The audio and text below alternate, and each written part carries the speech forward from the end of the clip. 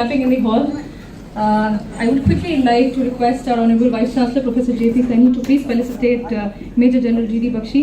Of course, it is a matter of immense pride and honor for us that he is here today with Netaji University of Technology, being the only technical university in the entire country after Netaji's name. So, sir, welcome.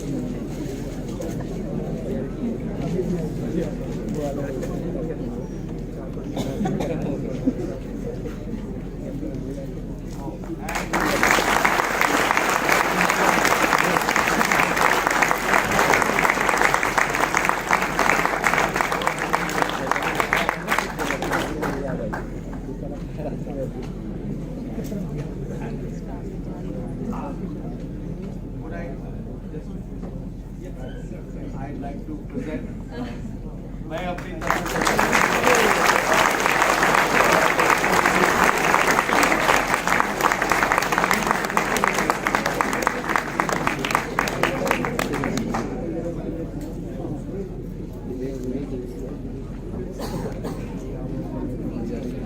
So before I let Sir take on the stage, we all know who he is. Of course, he doesn't need an introduction, but a little more about Sir. Major General G.D. Bakshi, of course, does not require any introduction, but of course it is important that a courageous man like himself must be applauded across all platforms in this country. Bakshi Sir is from Jammu and Kashmir Rifles and has been associated with various counter-terrorist operations on the line of control in Jammu and Kashmir and Punjab. He was also awarded the Vishisht Seva Medal for commanding a battalion in operations in Kargil and the rugged mountains of Kishtwar, for which he was awarded the Sena Medal for his distinguished service.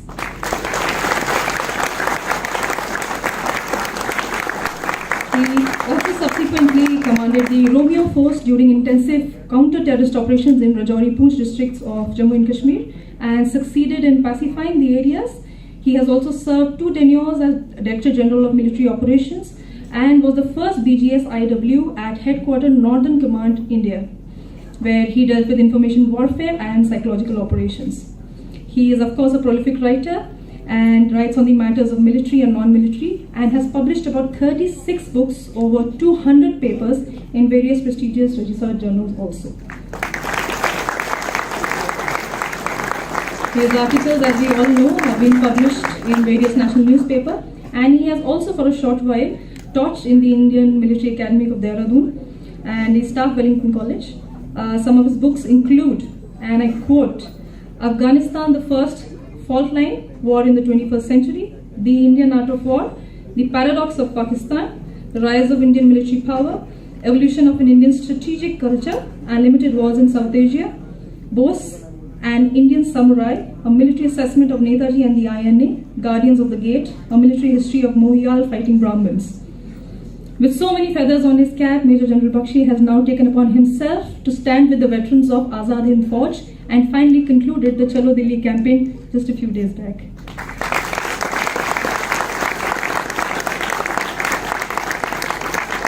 So with his fierce attitude, as we all see it on television today we will see a book reading of his latest masterpiece, that is Bose or Gandhi, Who Got India Her Freedom. So sir, with immense pride and a lot of respect for you in my heart, I welcome you and would like you to conclude the session. Thank you.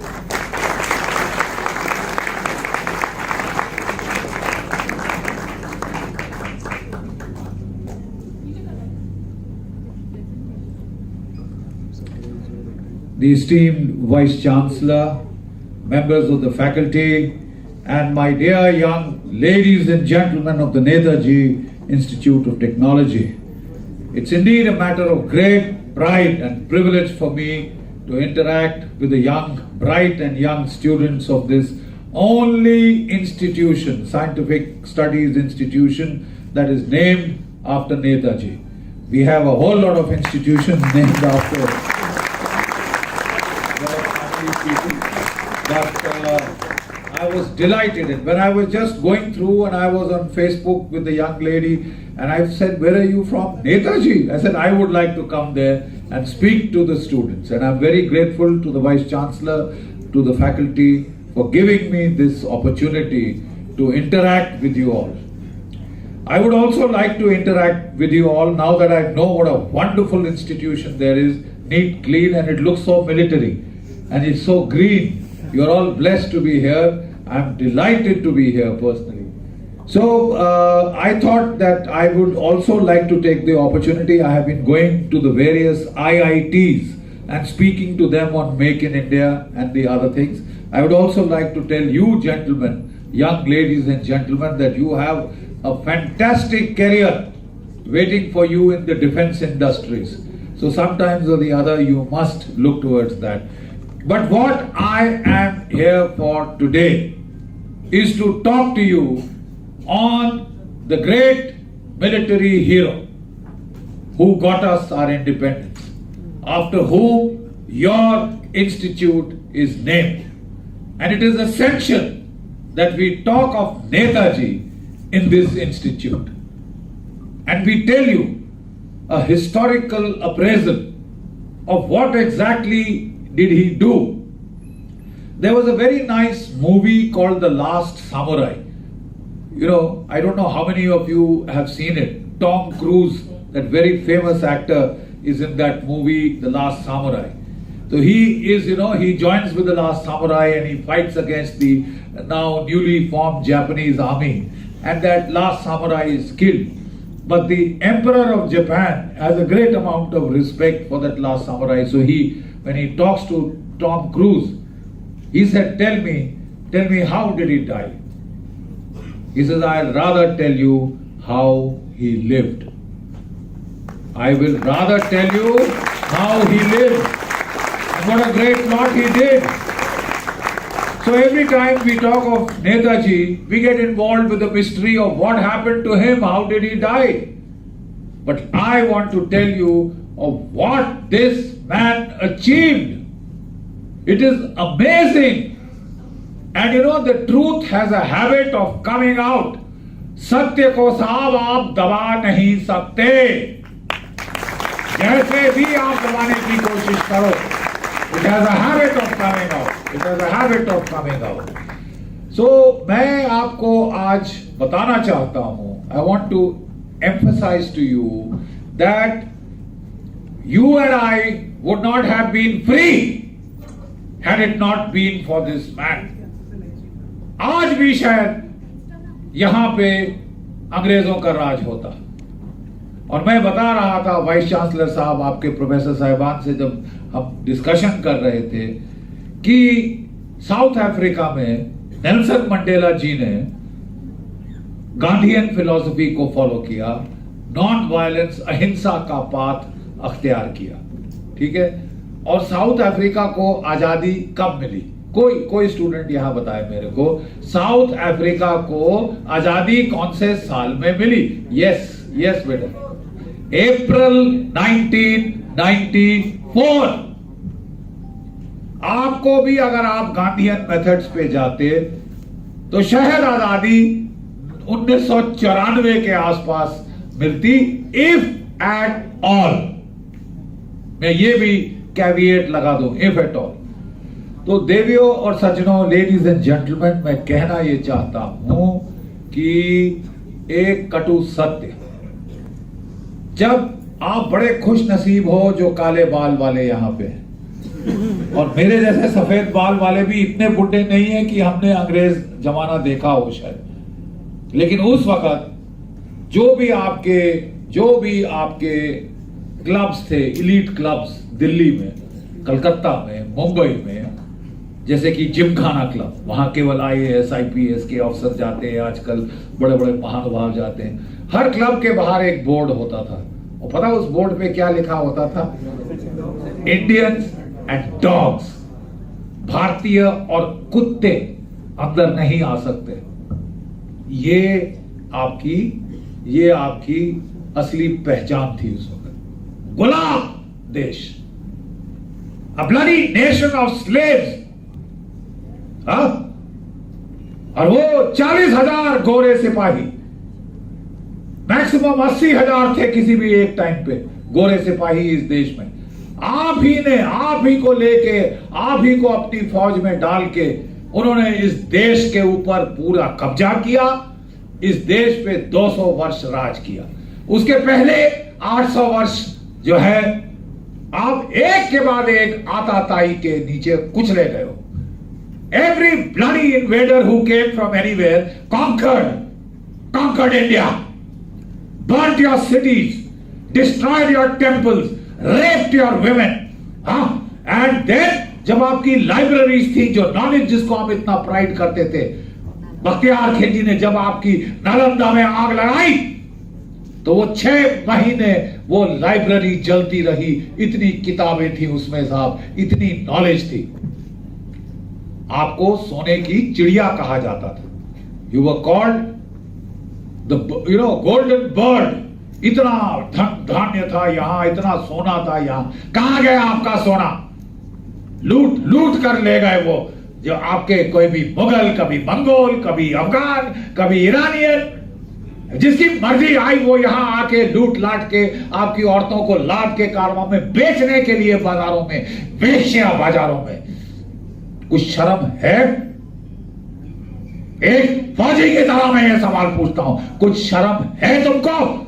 8 सदी तुम्हारे साथ ये हुआ, और उसके बाद आप बात करो अहिंसा की। हमसे पूछा गया कि भाई आजादी कैसे मिली? दे दी हमें आजादी बिना खड़क बिना ढाल। मैं जरा एक कटु सत्य बता दूं। नेताजी की आजाद हिंद फौज की नफरी थी 60,000। 60,000। आप में से किसी को मालूम है उनमें से कितने शहीद हुए अंग्रेजों के खिलाफ लड़ते लड़ते? 26,000। 60,000 में से 26,000 मतलब 43% शहीद हो गए। लड़ते लड़ते उन्होंने अपनी जान कुर्बान कर दी इस देश के लिए, आजादी के लिए, तुम्हारी आजादी के लिए। 26,000 कोई छोटा आंकड़ा है साहब? मैं जरा इसको परिप्रेक्ष्य में रख दूं। Let me put this in perspective for you. The Indian Army today has got a strength of 13 lakhs, 13 lakh की भारतीय फौज है। ठीक है साहब? और इसमें से 1947 से लेके अब तक कितने जवान शहीद हुए हैं? कोई गेस? 23,000। थोड़ा सा just slightly off, don't worry, but you are there. बहुत लोग नहीं जानते ये सब, बहुत लोग नहीं जानते। 23,000 के करीब जो है शहीद हुए हैं। 13 लाख में से 23, 60,000 में से 26,000। ये साहब एक रोंगटे खड़े कर देने वाला आंकड़ा है। और जब 26,000 की शहादत हुई, आप हमें कह रहे हैं कि साहब हमने तो अहिंसा से लड़ाई ली है, हमने बिना खड़क बिना ढाल लड़ाई ली है। You are telling bloody lies. तुम झूठ बोल रहे हो। और साहब अगर सिर्फ झूठ से काम आपका चल जाता, आपको राजगद्दी मिल जाती, तो हमें कोई आपके से वो एतराज नहीं है। लेकिन तुम उन 26,000 शहीदों के मां बाप को क्या जवाब दोगे? तुम उन औरतों को क्या जवाब दोगे जिसका शौहर वहां खत्म हो गया तुम्हारी आजादी के लिए? उस बच्चे को क्या बोलोगे जिसका बाप तुम्हारी आजादी के लिए खत्म हो गया? उनको आपने भुला दिया। आप इस देश में मुझे एक पत्थर दिखा दीजिए साहब, एक पत्थर जिसमें उन शहीदों का नाम लिखा। शो मी वन ब्लडी स्टोन जहां 26,000 शहीदों का नाम लिखा है, जिसकी वजह से आप आज कुत्ते नहीं, प्राउड सिटीजन्स ऑफ इंडिया हो, भारतीय और कुत्ते। हाँ, कोई आपको एहसास होना चाहिए कि आजादी होती क्या है। तुम्हें कुत्ता बोला जा रहा था और आप दुम हिला रहे थे, और आपका एकमात्र तरीका वो आजादी लेने का था कि हम तो भीख मांगेंगे, मलिकाए लंदन से हाथ जोड़कर विनम्र विनती करके भीख मांग के आजादी लेंगे। भीख मांगे मारोगे तुम। नेताजी ने ये बिल्कुल एक्सेप्ट करने से मना कर दिया। Next slide please. देवी और सज्जनों, ये जो पुस्तक मैंने एक प्रतिलिपि वाइस चांसलर साहब को अपनी तरफ से भेंट की है कि आपकी लाइब्रेरी में रहे, आप पढ़ें इसे। ये सीधा सवाल पूछती है, एक ऐतिहासिक सवाल,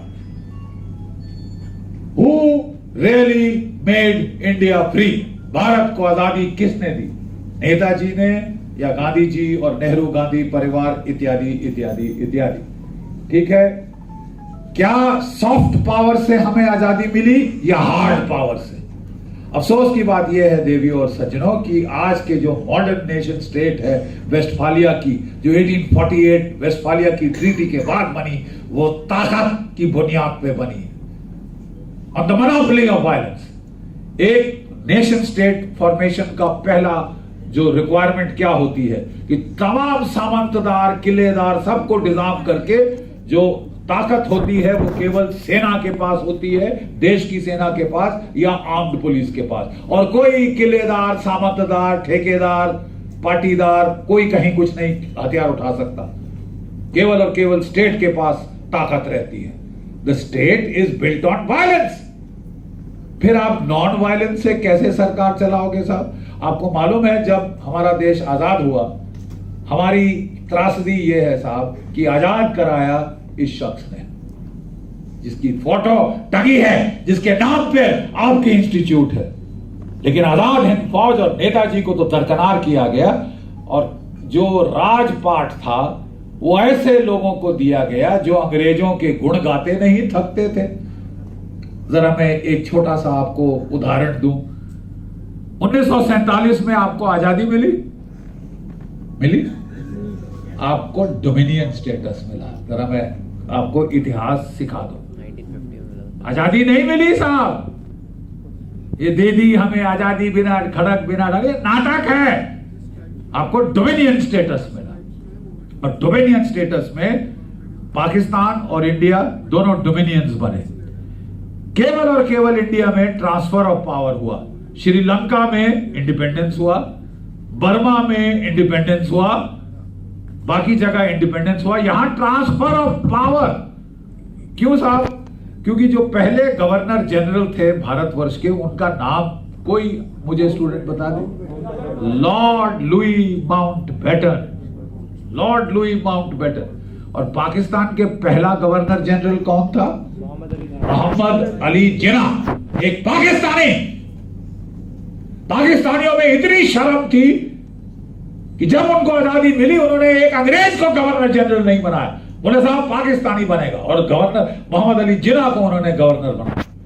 लेकिन हमने 200 साल अंग्रेजों ने हमारा शोषण किया है। बंगाल में जब फैमिन हुई, भूखमरी हुई अंग्रेजों के शासनकाल में, तो 30 लाख हमारे भारतीय नागरिक मर गए भूख से, गिद्ध मंडरा रहे थे कलकत्ता के ऊपर। और आपको इतना लाड, इतना प्यार आ गया, उमड़ पड़ा उनके ऊपर। अब मैं ज्यादा नहीं कहना चाहता कि लॉर्ड माउंटबेटन की बीवी का नाम क्या था, और वो कारण थी वो रहने का।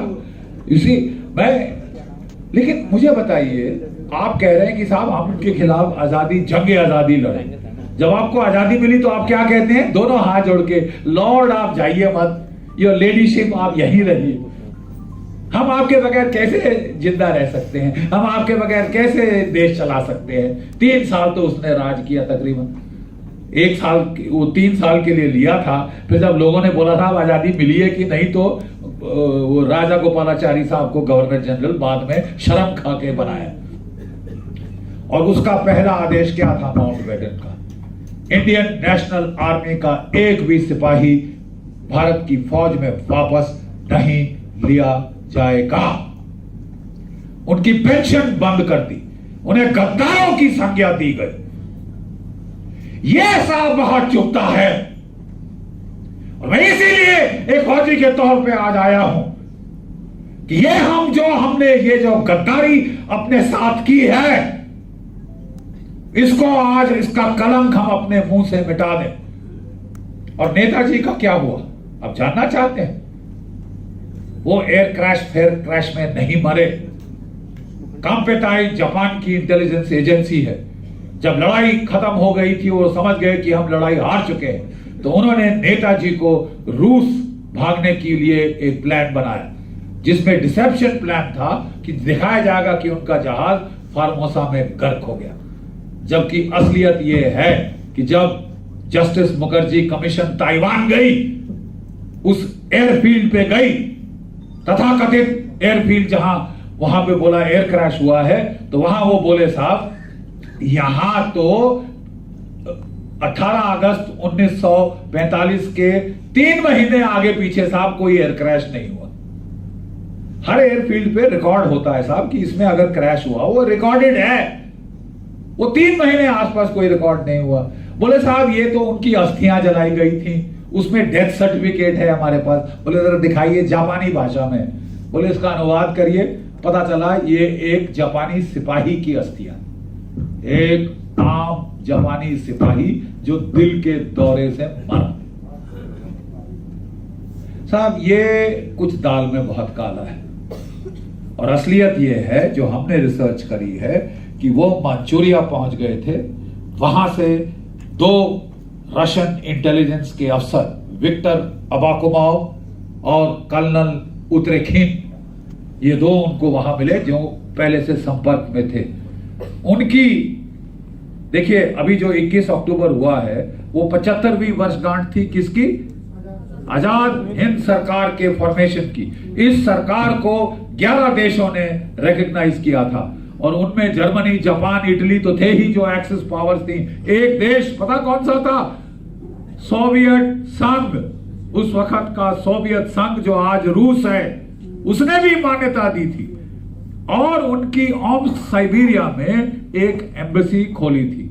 ओम्स्क साइबेरिया में मॉस्को से द्वितीय महायुद्ध के दौरान रूसी सरकार वहां शिफ्ट हो गई थी। उनके दफ्तर वहां शिफ्ट हो गए थे कि वो जर्मन बमवर्षक जहाजों की रेंज से बाहर हो। ओके, सो मैं आपको कहना चाहता हूं कि वो ओम्स्क साइबेरिया जा रहे थे।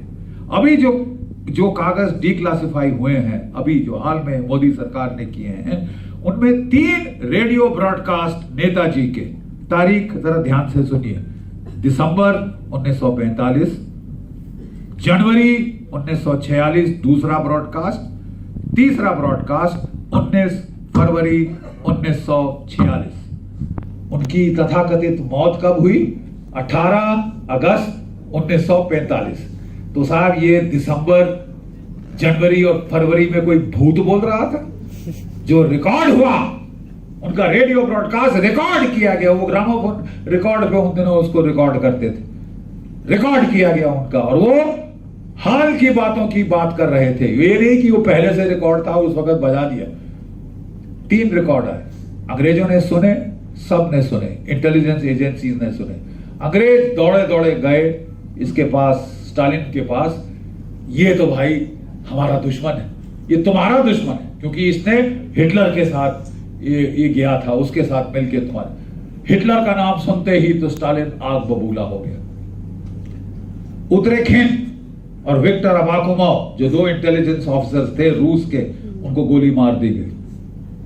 वो गोली मार के फायरिंग स्क्वाड के सामने मार दी। ये सजा मिलती थी रूस में।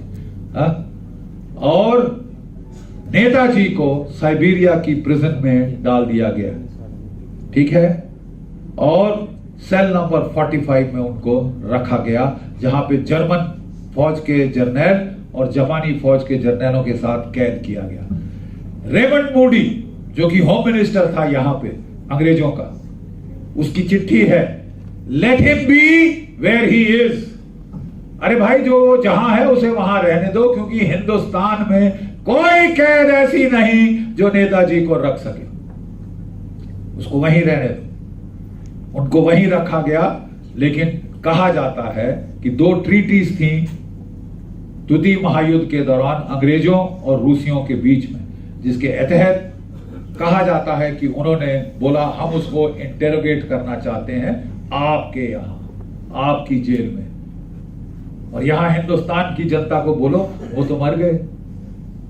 Dead man don't scream. मरे हुए आदमी चीखते नहीं अगर उन्हें टॉर्चर किया जाए। आप जानते हैं मैं क्या कह रहा हूं?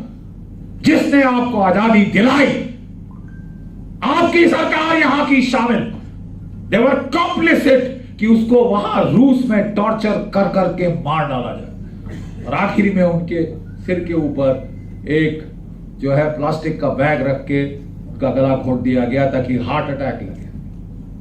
ठीक है साहब, ये नेताजी के साथ हुआ, जिसने आपको आजादी दिलाई। You and I, we are all guilty. हम सब गुनहगार हैं। बोले जो पाप करता है सो पाप करता है, जो पाप सहता है हमने चुपचाप सहा है। इसी देश में अब ये ऐसा कोई इसके साथ गेट अवे कर सकता है, लेकिन ज्यादा देर नहीं साहब, हम भी नहीं सांस लेंगे जब तक हम ये सत्य उजागर करके ना छोड़े। Name and Shem. तुम ऐसा करके इतिहास के से बच नहीं सकते। लेकिन अब मैं बात करूंगा एक इंपेरिकल सत्य की कि इन्होंने किया क्या। ये तो वो हो गया कि ये बेचारे गए कैसे, इन्होंने क्या किया ये मैं आपको बताना चाहता हूं। Next please. ये देखिए, सबसे बड़ा ट्रिब्यूट जो है वो आपको आपका दुश्मन देता है। आपने 3 नाम सुने हैं, Colonel Shahnawaz, Colonel Dhillon, Colonel Prem Sehgal. Sehgal, Dhillon, Shah, Nawaz, लाल किले से आई आवाज। सहगल, ढिल्लों, शाह, नवाज। उनमें से एक कर्नल प्रेम सहगल, ये बर्मा के अंदर लड़ते लड़ते दुश्मन की कैद के कैप्चर हो गए। जब हो गए तो इनको मेजर जनरल ग्रेसी, अंग्रेज मेजर जनरल ग्रेसी, जो बाद में पाकिस्तान की आर्मी का पहला चीफ बना, JOC 20 इंडियन डिवीजन, ये उसके पास इसको ले जाया गया। ठीक है, तो उसको देखकर वो बोलता है, अंग्रेज, जरा ध्यान से पढ़िए, what did you mean you people by going on fighting? We had armour, artillery, you chaps had nothing, but instead of surrendering you fought. It was madness. Why did you do it? Why didn't you come over? अंग्रेजों को उम्मीद थी कि साहब इनको जरा मारेंगे, Indian National army को ये हथियार डाल देंगे, ये घर वापस आना चाहते हैं अपने माँ बाप के पास, बीवी बच्चों के पास। लेकिन ये लड़े, नेताजी की कमांड के नीचे ये बच्चे लड़े। मैंने बताया 60,000 में से 26,000 शहीद हो गए। तो वो अंग्रेज पूछ रहा है, तुम लोग पागल थे क्या? तुम्हारे पास ना टैंक, ना तोप, ना फाइटर प्लेन, ना बॉम्बर, हमारे पास सब कुछ कहा था, तुम हमारे खिलाफ लड़े क्यों और इतनी मुस्तैदी से क्यों लड़े? उन्होंने दांत खट्टे कर दिए थे लड़ते लड़ते। तो वो जवाब देता है, वो कहता है it was madness, why did you do it? वो जवाब देता है colonel Prem Sahgal, of course it was madness. Colonel Prem Sahgal replied calmly, a revolutionary army lives on the spirit of madness. हाँ, वो पागलपन था।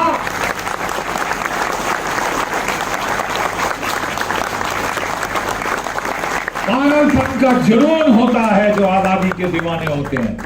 वो कॉस्ट नहीं काउंट करते, वो कीमत नहीं गिनते, मेरा ये नफा नुकसान होगा, मैं बनूंगा मिनिस्टर की नहीं बनूंगा। अरे वो लड़के मर जाते हैं। और जो बोले साहब हमने लाठी खाई, हमको मिनिस्टर बनाओ। अरे साहब, हमारे गांव में तो हमारी भैंस भी लाठी खाती है, अब हम हर भैंस को मिनिस्टर बनाएंगे क्या? इनका क्या हुआ? जो लड़ते लड़ते मर गए, जो शहीद हो गए, वो किसी खाते में नहीं, वो तो गाड़ दो। अरे साहब, I am sorry, it can happen only in India, और किसी देश में ये this nonsense would not have been tolerated. तो साहब, आप सब रिसर्च करते हैं रिसर्च मेथोडोलॉजी क्या है, एम्पेरिकल मेथड एम्प्लॉय करो। अब बोलेंगे बख्शी साहब आप भावुक होके बोल रहे हैं, तो अब मैं रिसर्च स्कॉलर, मैं भी, मेरे पास भी खुदा ना खास्ता गलती से एक पीएचडी है, तो मैं आपको बताना चाहता हूं कि हमने रिसर्च मेथोडोलॉजी अप्लाई करी।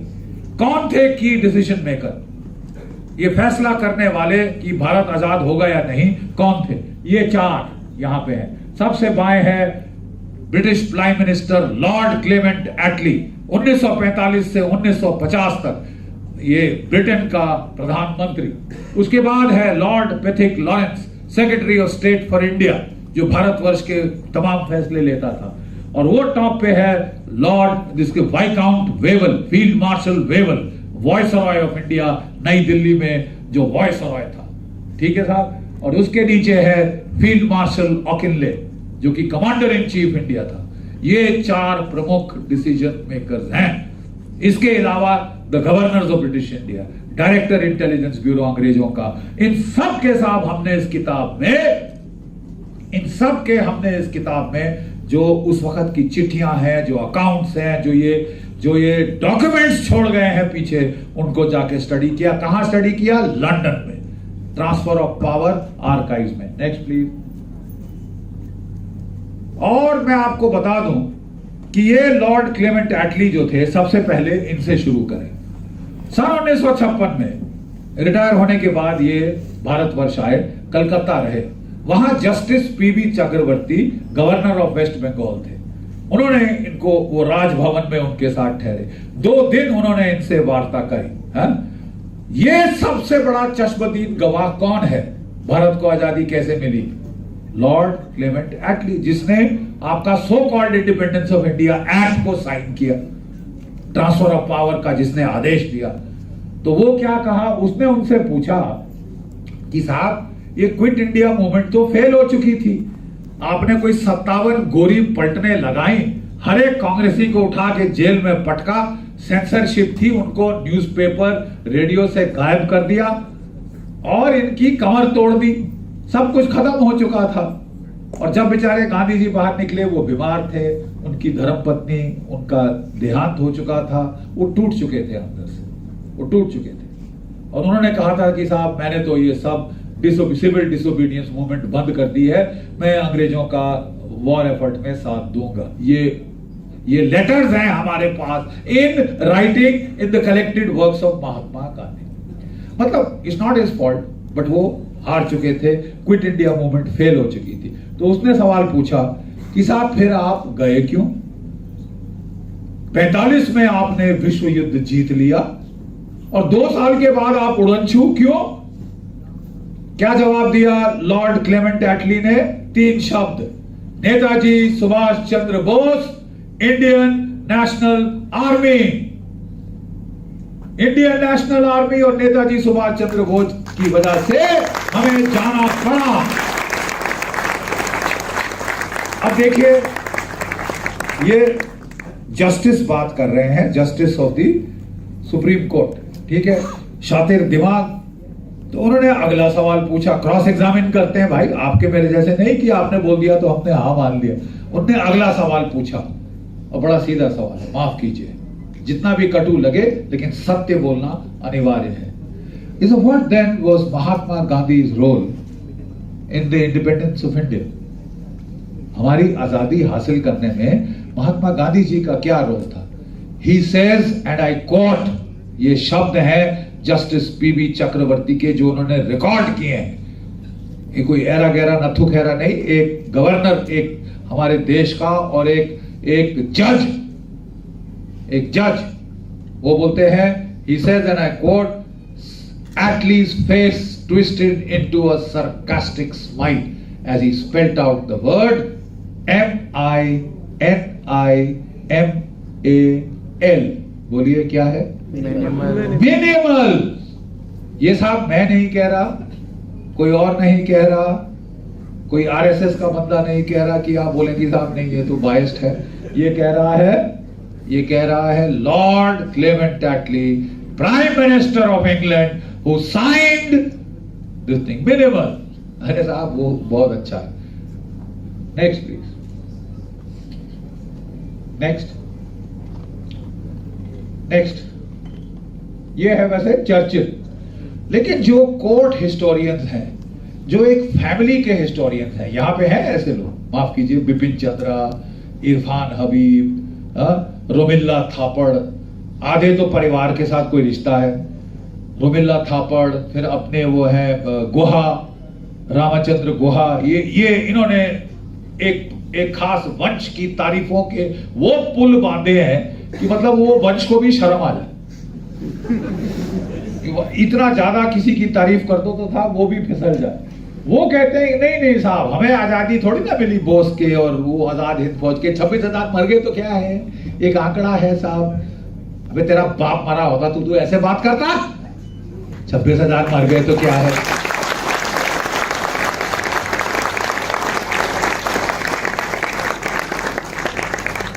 वो कह रहे नहीं साहब, हम ना अंग्रेजों के साथ लगातार बातचीत कर रहे थे और वो इतने प्रभावी हो गए, उनकी झाग मुंह से निकल आई बात करते करते, तो साहब हमें आजादी मिल गई।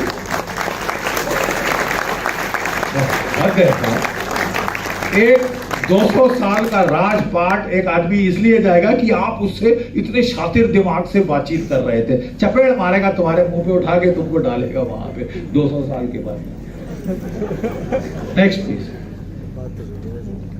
देखिए, ये जो आजाद हिंद फौज का फॉर्मेशन था और इसने जो लड़ाई शुरू करी, अंग्रेज इससे बहुत घबरा गए कि अगर ये खबर हमारी सेना में फैल गई, जिसमें कि जो 98% भारतीय सैनिक हैं, तो साहब विद्रोह हो जाएगा। इसलिए जो सबसे खबर उन्होंने छुपा के रखी थी, सेकेंड वर्ल्ड वॉर में टोटल सेंसरशिप थी, टोटल सेंसरशिप, रेडियो की, प्रिंट मीडियम की, हर मीडियम की, टोटल 100% सेंसरशिप। और उस सेंसरशिप के मारे साहब उन्होंने आजाद हिंद फौज की भनक नहीं हिंदुस्तान में आने दी। नेताजी ब्रॉडकास्ट करते थे बर्लिन से, टोक्यो से, उन्होंने बैन लगा दिया था कि अगर कोई पकड़ा गया सुनते ये ब्रॉडकास्ट तो उसको सजा मिले। फिर भी लोग धीरे धीरे रात में कंबल के नीचे डाल के छुप के सुनते थे। ठीक है, उनके तुम मुझे खून दो, मैं तुम्हें आजादी दूंगा, चलो दिल्ली, चलो दिल्ली, ये नारा वो वहां से लगाते थे, टोक्यो से, बर्लिन से। ठीक है, लेकिन जब युद्ध हार गए, जापान हार गया, जापान के ऊपर 2 एटम बॉम्ब गिरे और बेचारों ने आत्मसमर्पण कर दिया कि अब कहां से लड़ेंगे, एटम बॉम्ब के खिलाफ कहां लड़ेंगे। उन्होंने आत्मसमर्पण कर दिया और ये बेचारे सारे कैदी हो गए। अब अंग्रेज बड़ी शान से उनको लाना शुरू किया वापस हिंदुस्तान में, प्रिजनर ऑफ वॉर केजेस में रखा। तो लोग बड़े क्यूरियस हुए कि ये क्या हो रहा है? और ये धीरे धीरे उनमें जो कई लोग बेचारे, जब उनको मारपीट हुई, टॉर्चर हुए, तो वो बोले नहीं साहब, हमको तो जबरदस्ती डाला गया था। अच्छा, जबरदस्ती डाला गया था, ठुक जा सकता है, उसको घर भेज दिया। ठीक है, और जब वो घर में फैले तो उनके अंदर जो असलियत वैमनस्य थी वो बाहर आने लगी और धीरे धीरे धीरे ये सनसनीखेज खबर, अरे यार हमारी अपनी एक फौज थी, आजाद हिंद फौज, जो लड़ी है अंग्रेजों से, सनसनी फैल गई पूरे देश में। Next please. और फिर अंग्रेजों ने, देखिए, जब प्रथम विश्व युद्ध हुआ था तो हमारी 13 लाख फौज उनके लिए लड़ी थी। 13 लाख में से 70,000 बेटा उस वक्त हमारे सैनिक शहीद हुए थे, 70,000। 11 को विक्टोरिया क्रॉस यानी परमवीर चक्र का बराबरी का जो अवार्ड मिला था। और हमको बड़ी उम्मीद थी उस वक्त कि अब साहब जो है, हमें अंग्रेज कुछ हम पे मेहरबान होकर, बिकॉज ऑफ ग्रेटिट्यूड, वो हमको कुछ देंगे, होम रूल या डोमिनियन स्टेटस या ऐसा वैसा।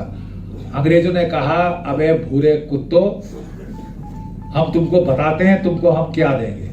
तो 1918 में प्रथम विश्व युद्ध खत्म हुआ। 1919 में क्या हुआ बेटा? जलियांवाला बाग। निहत्थे लोगों, आदमी, औरतें, बच्चों पे गोलियां चलाई, बहुत मारे, कोई 1600 के करीब, वहां पे 1600 मार डाले, वो भी घेर के एक मैदान में जहां एक सकरी गली से वहां पे फौज आई थी। ये उन्होंने दिया। बोस गांधी जी को कह रहे थे, मत इनको विश्वास करो, ये सांप की औलाद है। प्रथम विश्व युद्ध के बाद भी इन्होंने ऐसा किया, अब भी ऐसा करेंगे। अगर आप समझते हो कि ये ग्रेटिट्यूड दिखाएंगे, ये सर पे चढ़ जाएंगे। और इस बार अंग्रेजों ने एक दूसरे किस्म का जलियांवाला बाग करने की सोची। क्या? आजाद हिंद फौज हार गई है, अब हम इसका नाक रगड़ेंगे जमीन में, सारी दुनिया के सामने इनको बदनाम करेंगे, देशवासियों के सामने, ताकि हिंदुस्तानी कुत्तों तुम्हारी हिम्मत पड़ी, तुम्हारी हिमाकत पड़ी विद्रोह करने की। ये देखो, लाल किले में उन्होंने कहा इनकी ट्रायल होगी, और पूरा मीडिया, पूरा रेडियो, पूरा प्रेस में सब जगह छा गया, हाय हाय ये गद्दार, ये गद्दार। लेकिन साहब, जब ये ट्रायल कहां हुई? लाल किले में, जहां बहादुर शाह जफर को याद है 1857 की गदर, उसकी भी ट्रायल वहां हुई थी। और लाल किले में ट्रायल क्यों की गई साहब, और कहीं क्यों नहीं इनका कोर्ट मार्शल हुआ?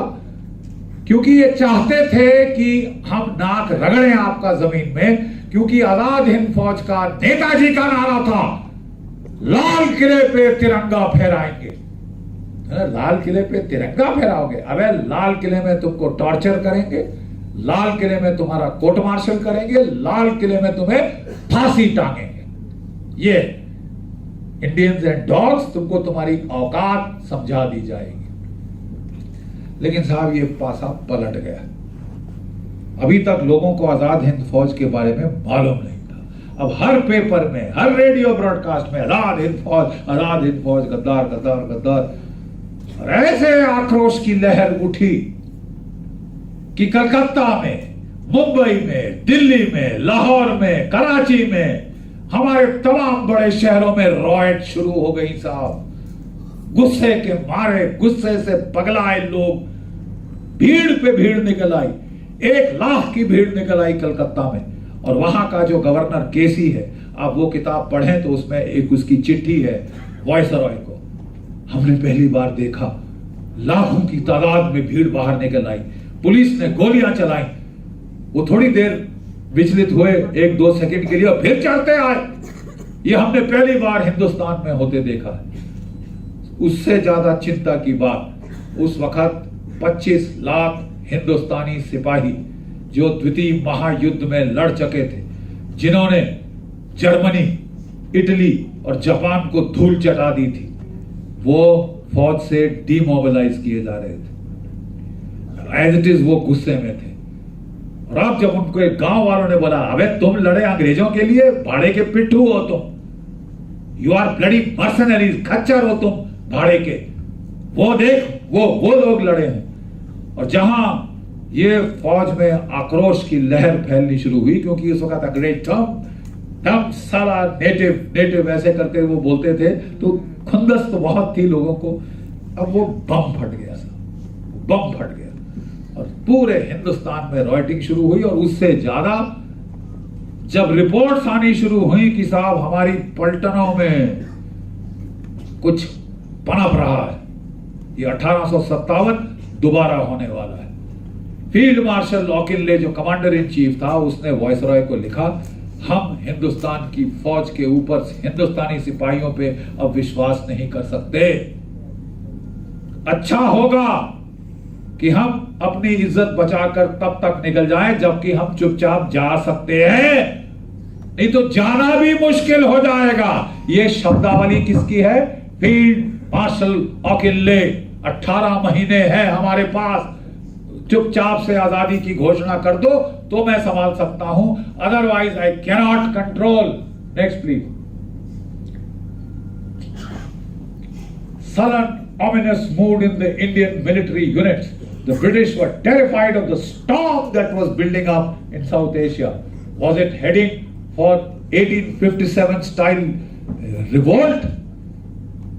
फिर दोबारा गदर होने वाला था। और उस वक्त एक छोटा सा गणित किया फील्ड मार्शल ऑकिन ने। गणित बड़ी तगड़ी चीज है साहब, arithmetic is a great tool. उसने कहा 25 लाख हिंदुस्तानी फौजी, गोरे सिपाही कितने हैं हिंदुस्तान में? 40,000। उनकी जीभ बाहर आ चुकी है, 6 साल लड़ के वो थक चुके हैं, वो घर जाना चाहते हैं और वो कह रहे साहब बस बहुत लड़ाई हो गई, हमसे नहीं लड़ा जाता। और असलियत ये थी कि उस वक्त हिंदुस्तानी सिपाही जो बेचारा गांव से आया है, जिसको जमीन पे सोने की आदत है, मट्टी को अगर वो खोदता है तो उसके हाथ में चंडी नहीं पड़ती, जो बारिश में भीगे तो कोई फर्क नहीं पड़ता, वो इनसे ज्यादा तगड़ा सिपाही था। ये गोरे तो ऐश और आराम लंदन की में से आए थे, इनकी तो हालत पतलून ढीली हो चुकी थी लड़ाई लड़ते 6 साल। बोले साहब हम लड़ाई लड़ने के लायक नहीं है, हमको घर जाने दो, हमने नहीं लड़ा। उस वक्त ऑकिनले ने बोल दिया साहब 40,000 और 25 लाख, ये गणित प्लीज समझ लो, ये गणित समझ लो, अपनी इज्जत का तशरीफ का टोकरा उठा के चलते बनो, नहीं तो ये तुम्हें उखाड़ के फेंकेंगे। ये असलियत है जो कि उस वक्त उसने जाहिर कर दी। उसने वॉइसरॉय को बोली, वॉइसरॉय ने लंदन को बोल दिया साहब 18 महीने हैं, निकल जाओ, 18 महीने तक हम संभाल सकते हैं, उसके बाद बिल्कुल नहीं, दी एंड फिनिश। एम्पायर का टोकरा खत्म हो चुका है। Next please, next please. उस वक्त ये देखिए, ये फील्ड मार्शल ऑकिनले के अपने शब्द हैं, any attempt to enforce the sentence, पहले उनको सजाए मौत देनी थी, फिर उनको उन्होंने बोला कि इनको कैशियर करो, फिर उसने बगैर कोई सजा दिए उनको वापस छोड़ दिया। जो वो बवाल देखा हिंदुस्तान में, उनका अंग्रेजों का ख्याल था कि इन तीनों को फांसी देंगे, फांसी तो दरकनार, वो डर गए, सीधे डर गए। अंग्रेज बोला चुपचाप छोड़ दो, उनको रिलीज कर दिया गया, बस बोल तुम फौज में नहीं हो, चलो जाओ घर जाओ। वो बेचारे हैरान कि हमको तो फांसी लगने वाली थी, क्या हुआ। और उसने कहा in case the Indian armed forces as a whole cease to be reliable, the British armed forces now available would not be able to control the internal situation or to protect essential communication, nor would any piecemeal reinforcement of these forces be much avail. छोटे मोटे reinforcement भी भेजो तो हम नहीं संभाल सकते। किसके शब्द हैं? फील्ड मार्शल ऑकिनले के। To regain control of the situation, nothing short of an organized campaign for the reconquest of India is likely to suffice. कहता है अगर फिर आपने हालत पे नियंत्रण पाना है, दोबारा हिंदुस्तान पे कब्जा करना पड़ेगा, उसके लिए 4-5 लाख की गोरी फौज चाहिए। वो किधर है? वो सब डिमोबिलाइज हो चुकी है, अत आ गई है अंग्रेजों की लड़ते लड़ते 6 साल, अब वो लड़ने की हालात में नहीं है। We must be prepared to deal with well organised revolution next spring and the possibility of a serious but less well organised rising at any time during the coming winter. ये शब्द लिखे हैं साहब 1 दिसंबर 1945। कहता है कि कुछ महीने हैं, अब ये बवाल फटने वाला है, या तो स्प्रिंग के मौसम में होगा या विंटर में छोटा मोटा शुरू हो जाए। और उसके शब्द 16 आने सच निकले।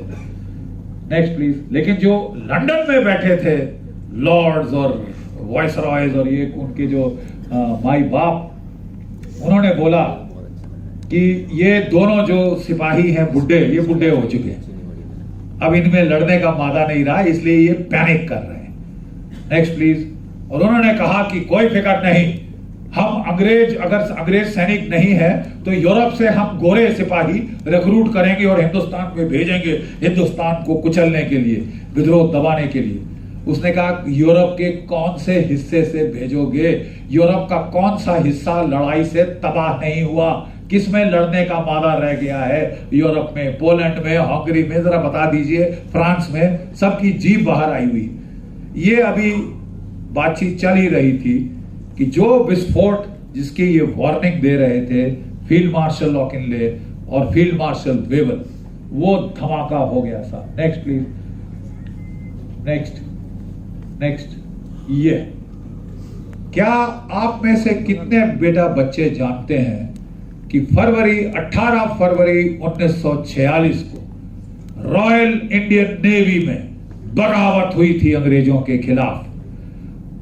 80 जहाजों पर 20,000 नौसैनिक, उन्होंने अपने अंग्रेज अफसरों को उठा के पानी में फेंका, यूनियन जैक को उतारा और अपने अपने जहाजों पे तिरंगा फहरा दिया।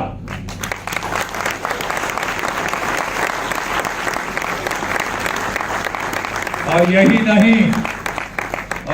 नहीं, उन्होंने जुलूस निकाले मुंबई में, कराची में, नेताजी की तस्वीरें लेकर, और जो अंग्रेज उनको मिला जो टिक्का गाड़ी में घूम रहे थे जंगेलाट बनके, नीचे उतरा है, वो साहब मेम साहब को नीचे उतारा, बोला बोलो जय हिंद, बोलो जय हिंद, जय हिंद बुलाया उनसे। अंग्रेज थर्रा गए साहब, थर्रा गए अंग्रेज। और यही नहीं, जबलपुर जो मेरा घर है, जबलपुर में 2 दिन के बाद हमारी सेना के सिग्नल और ईएमई यूनिट्स में बगावत हुई।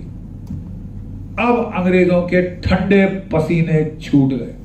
ये जो कह रहे थे लॉर्ड ऑकिनले और वेवल, वो तो साहब ट्रेलर अब आना शुरू हो गया है। इसके पहले मेन हमको जो मूवी देखनी पड़े 1857 25 लाख सिपाहियों के साथ, अच्छा है कि अपनी दुम दबा के निकल चला। ये आपकी आजादी की लड़ाई की असली कहानी है, एक सिपाही की जुबानी।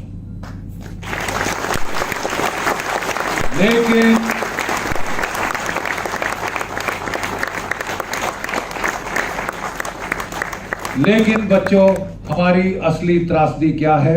आजादी दिलाई नेताजी आजाद हिंद फौज ने, राज मिला कांग्रेस के नेताओं को जिन्होंने लाठी खाई थी। भाई लाठी भी बड़ी चीज है ना यार, वो लगती है बड़ी जोर से। और फिर आपको जेल में जाना पड़ा। कहां, कौन सी जेल में रखा? आगा खान के महल में। आप जानते हैं कहां जेल हुई थी गांधी जी को और नेहरू जी को वगैरह वगैरह वगैरह? आगा खान पैलेस। ये पैलेस, वो पैलेस, अंग्रेजी स्टाइल लैट्रिन चाहिए। बोले साहब हम कोई क्रिमिनल थोड़ी ना, हमको अखबार पढ़नी, किताब लिखनी, डिस्कवरी ऑफ इंडिया। लेकिन जब नेताजी को जेल हुई, उनको टॉर्चर किया गया, उनको मारा गया, उनको रंगून पहुंचा दिया गया, मांडले पहुंचा दिया गया, ताकि कोई चीखे भी तो सुनाई ना दे। ये फर्क है दुश्मन में और अब मैं क्या बोलूं, ये कौन थे?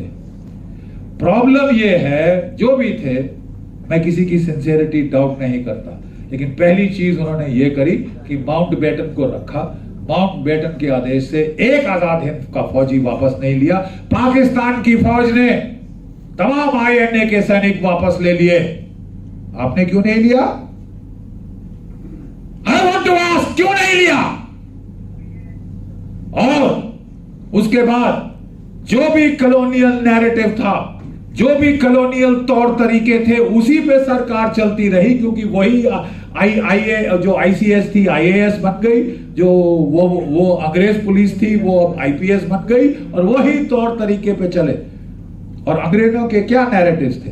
अंग्रेजों का नैरेटिव था भारत कोई देश थोड़ी ना है, ये तो लड़ती झगड़ती जातियां पातियां वर्ण धर्मों का एक क्या कॉल्ड्रन है।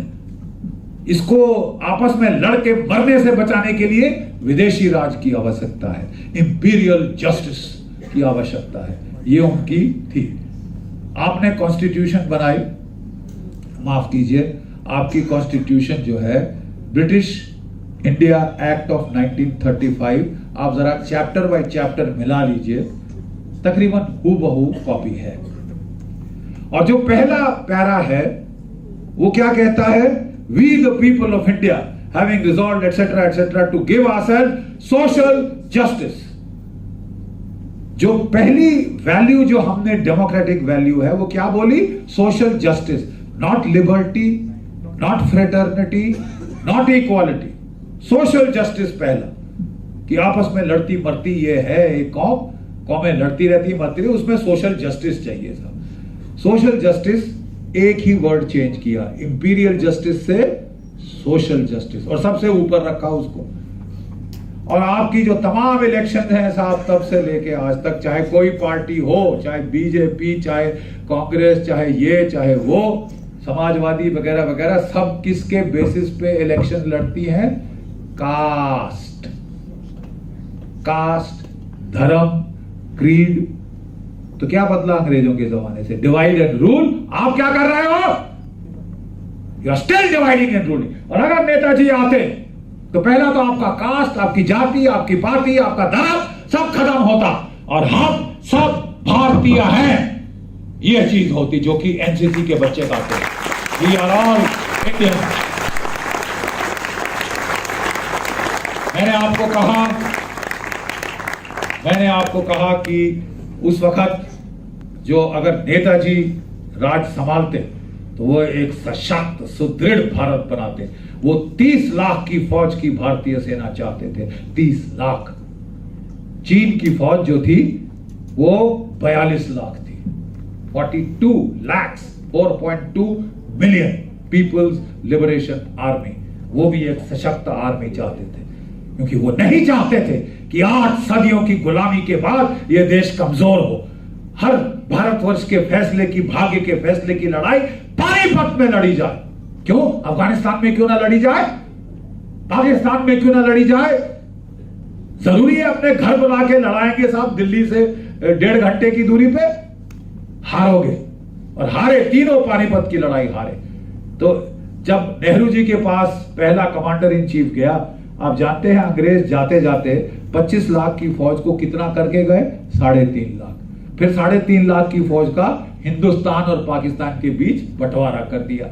उस वक्त हमारे सिर पे बम फटा पार्टीशन का, दोनों तरफ से कितने लाखों लोग जा रहे थे। मेरे फादर मुझे सुनाते हैं कहानियां कि किस तरह ट्रेन पाकिस्तान से आई, कटी लाशें, औरतों को तो उतार दिया, कटी लाशें, बच्चे, बूढ़े, ये उसको कौन संभालता, वो सारा गदर।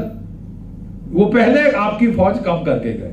और जब जो पहला हमारा कमांडर इन चीफ था ब्रिटिश इंडियन आर्मी का, अंग्रेज लगाया, जनरल सर बॉब लॉकहार्ट, वो अपने नए बॉस को खुश करने के लिए अपना कैन लिया, अपनी टोपी डाली और जाके सैल्यूट मारा, sir I have come with plans for expansion of the Indian army. तो उसने देखा उसकी तरफ, general we don't need an army, आप जानते नहीं हम अहिंसावादी हैं, आप जानते नहीं हम पीसफुल देश है, हम पे कौन हमला करेगा, मुझे कोई फौज की जरूरत नहीं है, मुझे जरूरत है केवल पुलिस की, यू कैन गो, आप जा सकते हैं। बेचारा बॉब लॉकहार्ट चकरा गया उसका सर, और जब वो उनके दफ्तर से बाहर निकला, उसकी जो शक्ल की फोटोग्राफ अगर आज कहीं होती तो वो it would have been a priceless photograph. उसको सदमा लग गया कि ये बोल क्या रहा है। थैंक गॉड हमारे पास एक नेता थे, सरदार वल्लभ भाई पटेल, जिन्हें ना सिर्फ हमारी फौज को डिस्बैंड नहीं होने दिया, उन्होंने इस्तेमाल किया तमाम जो राजवाड़े शाड़बाजे, बोला अगर आप लोग भारत में विलय नहीं होते मैं इंडियन आर्मी तुम्हारे पे चढ़ा दूंगा। चुपचाप सब प्रिंसेस ने एक्सेशन साइन किया, सिवाय हैदराबाद के, निजाम के और जम्मू कश्मीर में। हैदराबाद में उसने फौज चढ़ा दी और 5 दिन में हमारी फौज ने रगड़ दिया निजाम की फौजों को, ठीक है साहब। और भारत का वो सारा जो ये राजवाड़ों का ये जो पैच वर्क क्विल्ट बन रहा था, उसका साफ सफाया सरदार वल्लभ भाई पटेल ने किया हमारी। उसके बाद उन्होंने वो फौज चढ़ा दी जम्मू कश्मीर में। अफसोस कि वहां पे हावी हो गए पंडित जी बाद में, और उन्होंने उसको नहीं हम तो यूएन जाएंगे। अरे साहब हमारी फौज पहले तो मार खा रही थी वहां पे, क्योंकि थे इतने कम और वो इतने ज्यादा। धीरे धीरे करके हमारी फौज ने पासा पलटा, धकेल दिया इनको वादी से, धकेल दिया कारगिल से, लद्दाख पकड़ लिया। और अब जब हम मुजफ्फराबाद और स्कार्दू लेने जा रहे थे तो जनरल करियप्पा, बाद में फील्ड मार्शल करियप्पा, बोला साहब मेरी हैदराबाद से फौजें हट गई हैं, अब मैं ये लड़ाई खत्म करना चाहता हूं, इनको मैं जो आखिरी बचे खुचे हैं रगड़ दूंगा।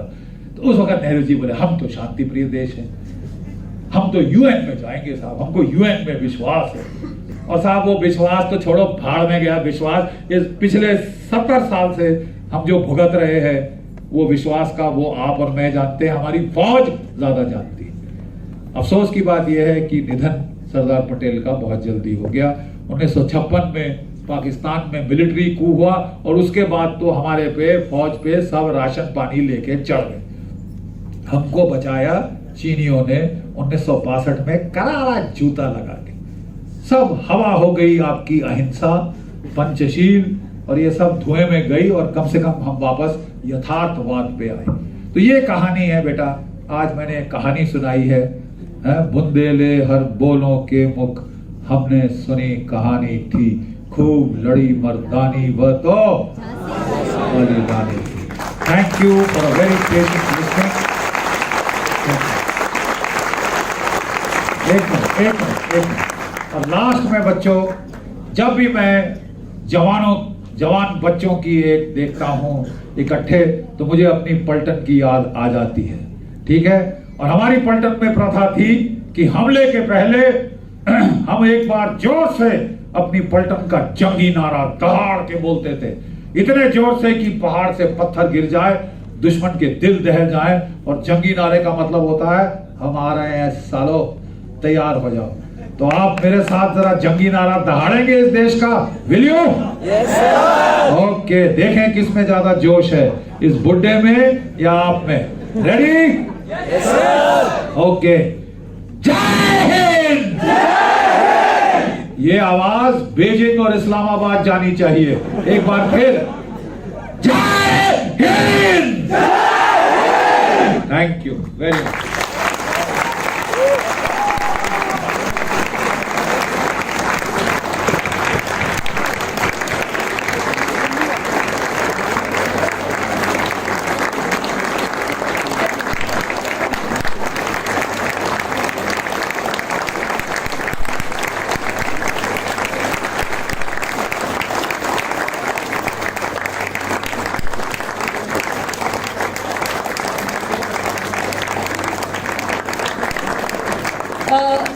Sir has, please sit down, please sit down. Sir says that if we do have time for Q&A, and sir is ready for Q&A. If any one of you have any questions to ask, the house is open. I will give you a mic and we can carry on with it. Meanwhile, at the back right there, will you please close the door and just get seated? The core team, please ensure that the doors are closed and not open, so that nobody like goes out and comes in. Good evening, sir. Hi. Sir, I have a question regarding your previous comments not before the event today. Right. Sir, so basically, what you were against, like the reason you were against the British was because of violence and the very fact that they were outsiders. Right. So, do you think the Indian army in Kashmir is doing the exact same thing? It is massacring civilians, it is calling them terrorists, and then it expects to be treated well. So do you think, sir, the Indian army is actually a terrorist organization in that manner? बड़ी कश्मीर हमारा है। Sir, I am not denying that, sir. No, you are saying? I am not denying that, sir. No. एक आपने बोल लिया, अब जरा मुझे कहने का मौका दीजिए। हाँ, मैं जम्मू कश्मीर में लड़ चुका हूँ। हमारे 10,000 से ज्यादा लड़के शहीद हुए हैं, इसलिए कि हिंदुस्तान का परचम वहां फहराता रहे। राइट, वहां फहराता रहे। कश्मीर भारत का अभिन्न अंग है, क्योंकि महाराजा कश्मीर ने इसको एक्सेशन का इंस्ट्रूमेंट साइन किया। Number 1। Number 2, legally Kashmir belongs to us. Number 2, Kashmir की कॉन्स्टिट्यूएंट असेंबली इलेक्ट हुई 1954 में और उन्होंने एक्सेशन को रैटिफाई किया। Finish. There is no. Legally, constitutionally, Kashmir belongs to India, and we will no. Let me finish. We will not accept the two-nation theory. हम सब भारतीय हैं। अगर आप किसी एक धर्म के हैं, तो आप ये नहीं कह सकते कि आप पाकिस्तान में जाएंगे। नहीं तो बांग्लादेश क्यों बनता? बांग्लादेश क्यों बनता? आप कश्मीर में नारे क्या है? पाकिस्तान से रिश्ता क्या? ला इलाहा इल्लल्लाह। Do you believe that? By killing civilians, sir, are you trying to proclaim Kashmir? Excuse me, we are killing. We are जिसने हथियार उठाया है। Just that, sir. यार मैं वहां, आप कश्मीर गए हो? No, sir. No, बैठ जाओ। मैं वहां लड़ा हूं। मैं वहां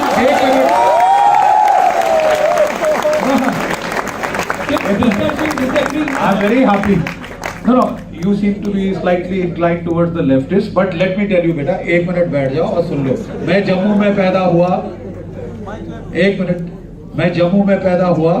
मेरे पिताश्री महाराजा हरि सिंह के दरबारी थे।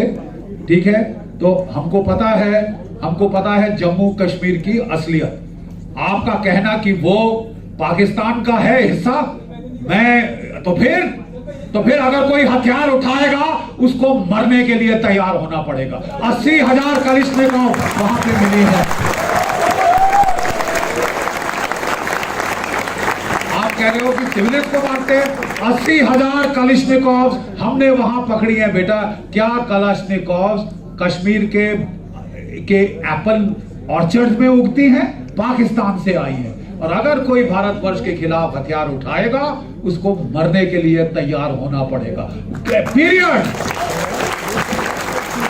तुम हथियार उठा के बात करोगे तो बेटा मरना पड़ेगा। और कोई सवाल? Anybody else? या good, I am glad. So if anyone has a question, you can always raise your hands and we'll pass on the mic to you, alright? Sir, my question is, before the 62 war with China happened, the army officials, they were in a meeting with the defense minister at the time, right. and he said that they played some war games, and they concluded two things. That first, it is definite that China is going to attack India in some time, Right. and second, that we are not prepared for it. Right. And the defense minister of India at that time was present there. So my question is, why weren't steps taken to ensure that if that thing happens, we can prevent it? Thank you बेटा, I compliment you for your knowledge of military affairs. Good. मैं आपको कहना चाहता हूं कि बेटा वही मैं कह रहा था, ये जो गांधीवाद नेहरूवाद का जो आखिरी चरम था वो 1962 में इट कल्मिनेटेड। मैंने आपको बताया कि नेहरू जी का पहला आदेश था कि ये हमको सेना चाहिए ही नहीं, मेरे को फौज चाहिए ही नहीं, मैं पुलिस से काम चला लूंगा। तो साहब पुलिस भेजी गई थी चीन की फौज के खिलाफ और वो मारे गए बेचारे, रगड़े गए हॉट स्प्रिंग्स में। ये वो जो पुलिस मेमोरियल है वो किनके लिए है? उन पुलिस वालों के लिए जो कि बेचारे चीनियों से लड़ते मारे गए। पुलिस का काम नहीं है देश के दूसरे देश की सेनाओं से लड़ना, वो सेना का काम है। आप बोले कि मुझे सेना ही नहीं चाहिए तो फिर तो आप पिटवाओगे ना। जो 1962 में हुआ, हम पिटे। दो टूक शब्दों में, मेरे को सच बोलने में कोई नहीं, हम पिटे, लेकिन कम से कम हमारी आंखें तो खुल गई। उसके बाद हमारी फौज का विस्तार हुआ, मॉडर्नाइजेशन हुआ, एक्सपेंशन हुआ। 1965 में पाकिस्तान को मुंह की खानी पड़ी। 1971 में भाई साहब पाकिस्तान के 2 टुकड़े हो गए।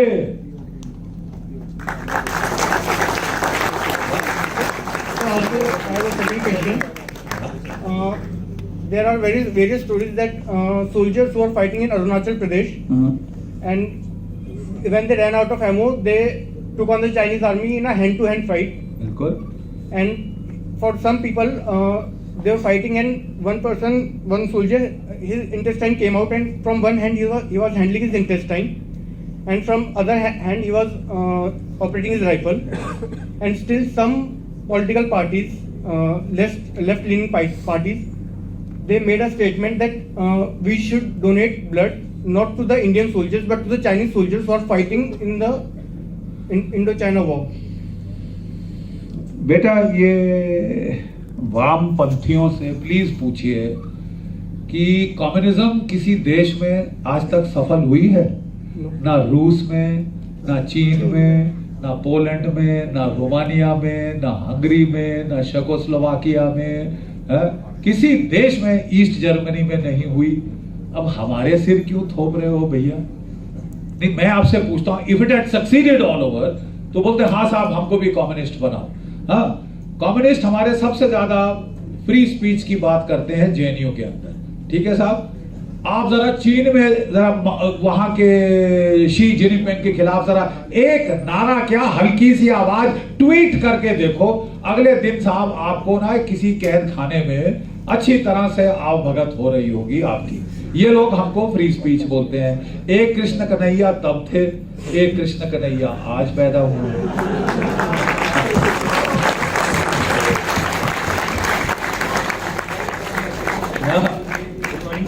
Yes, I have bolo. a question. Nowadays, Nepal is lining towards China, Right. more than India. Why Right, that? right. It is because हमारे कुछ वामपंथी वहां के माओवादियों का सपोर्ट करने लगे, वो राजा महेंद्र को चिढ़ाने के लिए।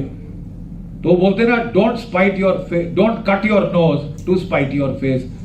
क्योंकि महेंद्र थोड़ा सा दिखा रहा था कि मैं दोनों के बीच में बराबरी करूंगा, आपने कहा हम इसको मजा चखाते हैं, हम वहां माओइस्ट को सपोर्ट देंगे। उस वक्त भी फौज ने बोला था भाई साहब हम यहाँ लड़ रहे हैं माओइस्ट से, आप वहां माओइस्ट को सपोर्ट दे रहे हैं। नहीं साहब ये अलग माओइस्ट है। अरे भाड़ में गए अलग माओइस्ट, उसने उठा के सीधा चीन की तरफ रुख किया है। आपने सेल्फ गोल स्कोर किया है नेपाल में, इसको बोलते हैं सेल्फ गोल। और ये हमारे जेएनयू के वामपंथियों को धन्यवाद दीजिए कि वो इतना हासिल कर चुके हैं कि नेपाल को खदेड़ा चीन की तरफ। ये this is our fault. What Yes. can we do now about it? नहीं हम वापस ले लेंगे, आप फिक्र ना करिए.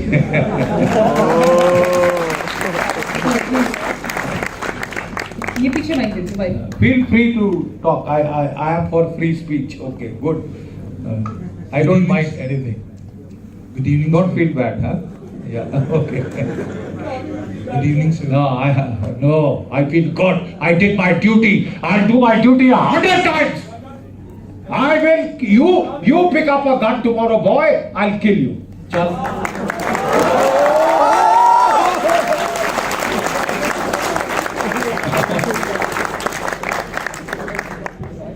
सर, यूएस के पास NSA है, चाइना के पास PLA यूनिट 61938 है, बट इंडिया के पास आज तक एक स्ट्रॉन्ग साइबर आर्मी नहीं बनी है.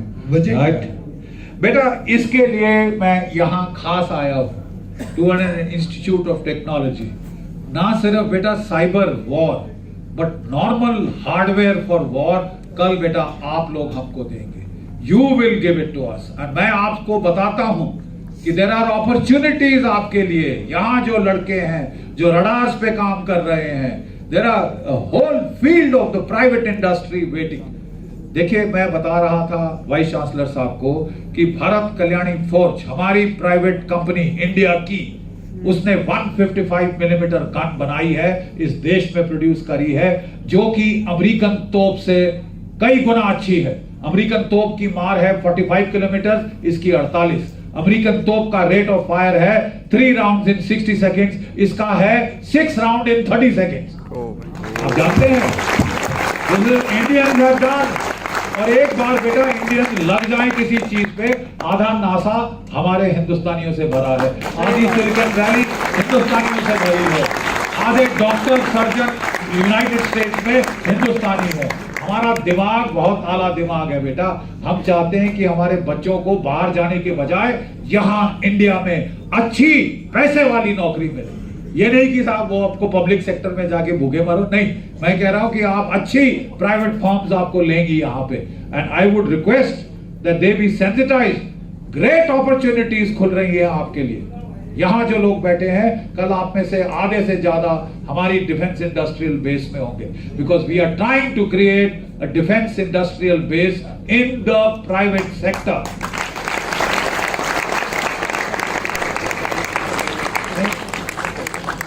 Why was Kashmir granted the status of a separate country?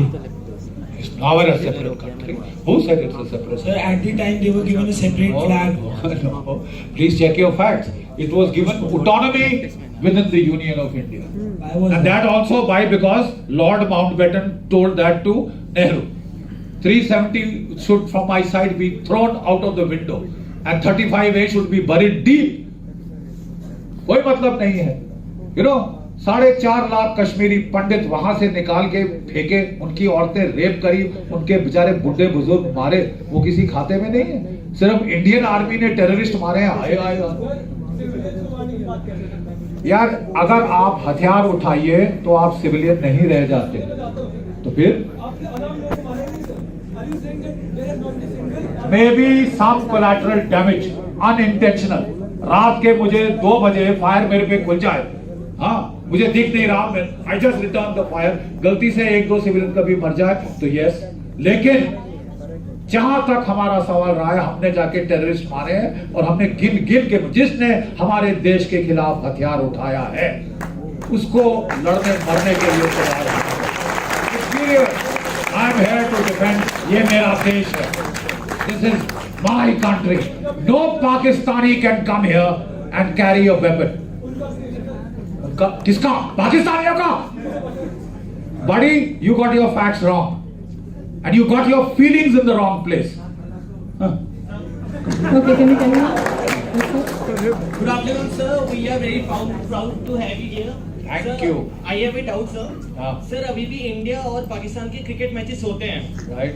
Sir इसका डिफेंस के रूप में सर राय क्या है कि मतलब इंडिया और पाकिस्तान के बीच में मैचेस होने चाहिए या नहीं होने चाहिए? बिल्कुल नहीं होने चाहिए. They can climb a bloody tree. Why should I play with people? देखिए, मैं थोड़ा सा फैक्ट्स आपको बता दूं ना. सिविलियंस की मौत की बात हो रही है. पाकिस्तान ने भारत में हस्तक्षेप शुरू किया 1980 की दशक में पंजाब में 21,000 भारतीय नागरिक पंजाब में मारे गए। जब हमने पंजाब पे काबू पा लिया, उसने जम्मू कश्मीर में शिफ्ट किया। 45,000 नागरिक वहां मारे गए हैं, फौजी, नागरिक, टेररिस्ट, 45,000। 1993 के बाद हमारे तमाम बड़े शहरों में, आप सिविलियंस की मौत की बात कर रहे हैं, हम तमाम बड़े शहरों, सावेरी बाजार, मुंबई, दिल्ली, 30,000 कोर्ट्स में बम फटने शुरू हुए हैं, 15,000 भारतीय शहीद हुए हैं। ओके, इन देश के लिए कोई किसी के पास आंसू बहाने के लिए है? 80,000 जरा अपना जोड़ आंकड़ा कर लीजिए। 21,000, 45,000, 15,000, तकरीबन 80,000 भारतीय शहीद हो चुके हैं। उनकी कोई बात नहीं करता, उनके कोई मानव अधिकार नहीं है। मानव अधिकार है उन पाकिस्तानियों के जो कश्मीर में आके लड़ रहे हैं। This is something that I find very strange, very one-sided, and it is wrong. Could you pass on the mic to him? Just next to you. Good evening, sir. Yeah. My question is, rather sir, I would be talking Hindi because. हाँ, sir, जिस मातृभाषा का प्रयोग। Sir मेरा question ये है कि sir Netaji ने वॉयलेंस का पाथ लिया, जी। गांधी जी ने नॉन वॉयलेंस का। जी। तो सर मेरा क्वेश्चन ये है कि वो लिमिट, वो हद कब आती है जब हमें किसी चीज की परवाह ना करके सिर्फ हथियार उठा लेने चाहिए? जब आपके 30 लाख लोग भूखमरी से मार डाले, जब जलियांवाला बाग में आपके निहत्थे आदमी, औरत, बच्चे जाए, सिविलियंस, आपके आदमी, औरत, बच्चे जाएं और उनके ऊपर गोली धड़ाधड़ मारी जाए और उनके भागने का रास्ता रोक लिया जाए फौज के साथ, तब आपको हथियार उठाना चाहिए। When somebody kills your women and children, then you better fight, boy. Then you fight. Then I don't turn the other cheek. हम कहते हैं कोई एक गाल पे थप्पड़ मारे, आप दूसरी गाल आगे करिए। चीनी क्या कहते हैं जानते हैं बेटा? चीनी कहते हैं if a man slaps you once, it is his mistake. अगर कोई आदमी आपको चांटा मारता है, उसकी गलती है। क्यों? मैं उसका हाथ पैर तोड़ दूंगा। But if he slaps you twice, then it is your mistake. अगर वो दूसरी बार चांटा मारता है तो जरूर आपने कुछ उल्टा सीधा किया होगा, सीटी मारी होगी, कुछ किया होगा, तभी आप भरे बाजार में हाथ नीवा करके, सर नीवा करके चांटे पे चांटे खाए जा रहे हैं। कोई इज्जतदार आदमी चांटा नहीं खाता है ऐसे। एक मारा, चलो तुम्हारी गलती। बेटा मैं यहाँ पे आया हूँ बच्चों के बीच में। I'd like to finish here, unless there are some urgent questions. हाँ, आप कुछ और कहना चाहते हैं? बोल। I would also like to say that sir कि generally जितने भी यहाँ पर citizens हैं, सर मैं सबकी बात नहीं कर रहा, बट सर काफी सारे ऐसे हैं जो खाली कमेंट करते हैं कि आर्मी ये गलत कर रही है, वो गलत कर रही है, पुलिस को ये नहीं, ये करना चाहिए। तो सर इसमें हम अपना मतलब रोल कैसे प्ले कर सकते हैं, अपना बेस्ट जो हम दे सकते हैं? देखो बेटा, मैं कहता हूँ कि हमें गुस्सा, वो बोले साहब ये बुढ़े जर्नल साहब को गुस्सा क्यों आता है? एल्बर्ट पिंटो को, एक थी ना वो पिक्चर थी, एल्बर्ट पिंटो को गुस्सा क्यों आता है? मैं तुम्हारे लिए लड़ूं, मैं मरूं, मैंने दाएं, आप कह रहे बेटा अंतड़ी बाहर आती हुई मैंने आंखों से देखी है। लड़के मेरे इधर पे चोट खाया, अंतड़ी बाहर आ गई, हाथ से वापस डाल रहे, ठीक है, वहां मर गया, कोई पानी मांग रहा है, कोई कुछ कर रहा है। हम लड़े हैं किसके लिए? आपके लिए। और यहाँ आओ तो गाली आपसे खाओ। हाँ, मानवाधिकार के सारे हनन मेरे ऊपर। बेटा मैं 2 दिन काम करना बंद कर दूं, तुम्हारे भी चीन का राज होगा या पाकिस्तान का?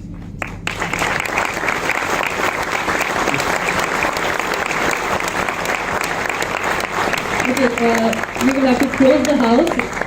I'm sure a lot of you have a lot of questions here, and I'm sure you all have enjoyed thoroughly what Sir had to say. Quickly, before winding up, I would like to request Shri Pradeep Deswar to please come on the stage and deliver a vote of thanks to Sir. Thank you.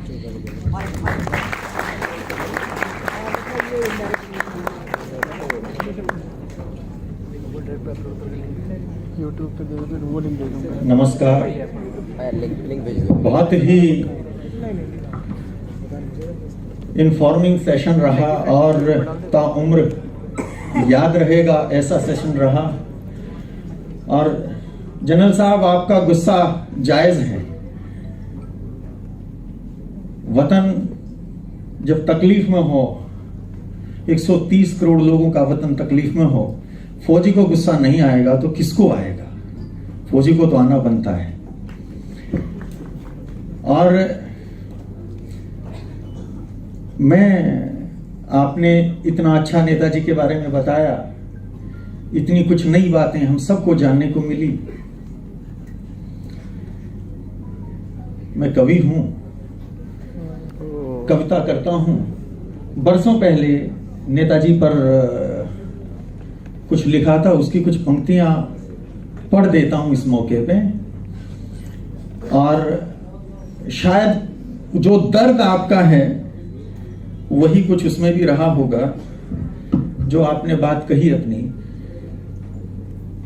उसी बात को मैं अपने लफ्जों में कैसे कहता हूं कि ना तो ये भूगोल होता, आज जिस भारत की हम भूगोल की बात करते हैं, ना तो ये भूगोल होता, ना ऐसा इतिहास होता यदि 1947 में कुर्सी पे सुभाष होता।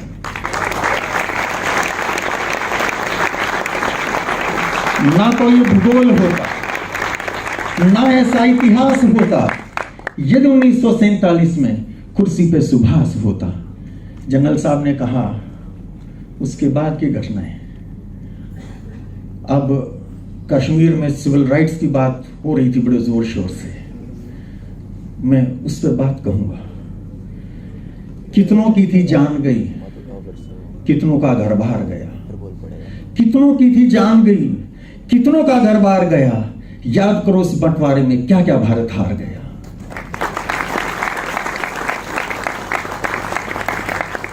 कितनी माओं ने सरहद पर, कितनी माओं ने सरहद पर अपने बेटे वार दिए। कितनों ने सिंदूरी सपने देश की खातिर वार दिए। केसर की घाटी में, वहां मानवाधिकार की बात हो रही थी। केसर की घाटी में, केसर की घाटी में अब बारूद की खेती होती है। केसर नहीं उगता अब वहां पर। केसर की घाटी में अब बारूद की खेती होती है। न जाने किन के पापों को भारत माता ढोती है। 70 साल हुए आजादी को, अब भी संकट जारी है। पूछ रहा है देश, बताओ किसकी जिम्मेदारी है? उनकी जिम्मेदारी, सुभाष की जिम्मेदारी है जो हो रहा है आज। तब कहता हूं, केसर की घाटी में अब बारूद की खेती होती है। न जाने किन के पापों को भारत माता ढोती है। 70 साल हुए आजादी को, अब भी संकट जारी है। पूछ रहा है देश, बताओ किसकी जिम्मेदारी है? कलम छीनकर मासूम, कलम छीनकर बच्चों से बंदूक थमाने वालों को, बात हो रही है उनके मानवाधिकार की। मैं सीधी बात करता हूं। कलम छीनकर बच्चों से बंदूक थमाने वालों को सूली पर लटका दिया जाता। स्कूल जलाने वालों को स्कूल जलाए जाते हैं इस घाटी में। कलम छीनकर बच्चों से कलम छीनकर बच्चों से बंदूक थमाने वालों को सूली पर लटका दिया जाता। स्कूल जलाने वालों को 1/3 कश्मीर पड़ा है पाकिस्तानी कब्जे में। लाहौर, कराची, ढाका होते हिंदुस्तानी नक्शे में।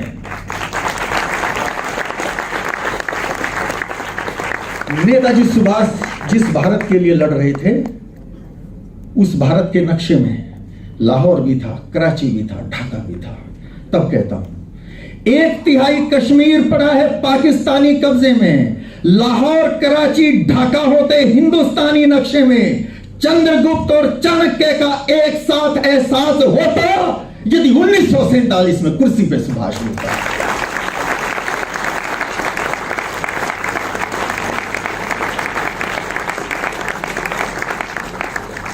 जनरल साहब, आपकी मौजूदगी ने ठंडे लहू को गर्म कर दिया। बहुत बहुत शुक्रिया, आप आए यहाँ पर। और ये सेशंस होते रहने चाहिए। नई पीढ़ी में जोश भी होना चाहिए। और जनरल साहब ने जो नई बात बताई, जो अपॉर्चुनिटीज आ रही हैं, उन अपॉर्चुनिटीज के लिए भी हम काम करें। यूथ उसके बारे में भी सोचे। सिर्फ यूरोप और अमेरिका नहीं, बहुत खर्च करता है ये देश आपकी पढ़ाई पे। एक बच्चे की पढ़ाई पे जितना ये देश खर्च करता है Netaji Subhash university of technology में, एक बच्चे की पढ़ाई पे होने वाले खर्च से 10 लोगों को सारा साल खाना खिलाया जा सकता है। उन गरीबों का निवाला छीन कर पढ़ाया जा रहा है इस देश के द्वारा। आपको सोचिए। धन्यवाद।